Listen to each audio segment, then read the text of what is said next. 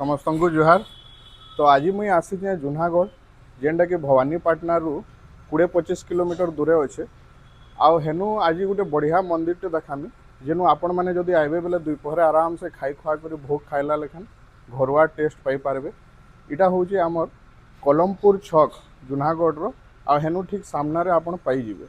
आउ जेनता कि आपण मैंने जानिजन आए मैंने सेल्स रे काम करूँ तो सेल्स वाले हेंदी बाहर मसला तेल खाई कर हेंदी देखुन पेट माने केंता फुल्लान।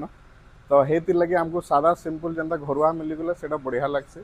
आपण मैंने भी जदि केतेले आइबे बेले ई जगह जरूर थरे ट्राए कर। ई जेन प्रभु श्री जगन्नाथ मंदिरटा अच्छे बहुत पुरातन कालरू जूनागढ़ प्रवासी मानक लगी गोटे आस्थार प्रतीक होकर अच्छे। इनु भक्त मानक लगी डेली प्रसाद आयोजन कराहेसी जेनटा कि मात्र 70 टंका। आपण मानकर एरिया रे भी एंता जदि यूनिक मंदिर की किसी भी यूनिक जगह अच्छे कमेंट रे जरूर लिखुन, मैं से जगह के जरूर पहुँचमी। जदि वीडियोटा भल लगी तो लाइक फॉलो शेयर जरूर करबे और रिपोस्ट भी करदेवे।